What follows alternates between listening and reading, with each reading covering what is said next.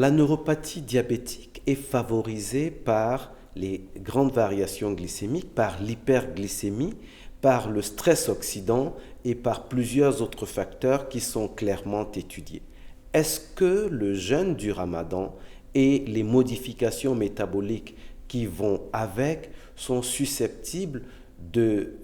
d'aggraver une neuropathie diabétique ou de favoriser l'installation d'une neuropathie diabétique? La question se pose car avec la mesure continue de glycémie, aujourd'hui, on peut avoir des informations précises sur le temps passé au-dessus de la cible glycémique, on peut avoir des informations précises sur l'amplitude des variations de la glycémie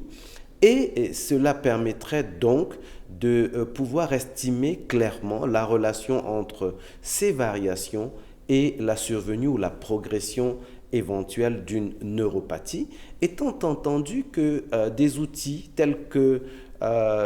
l'exploration des dysfonctions pseudomotrices montrent que des variations de court terme de glycémie pourraient avoir des effets effectivement sur cette dysfonction.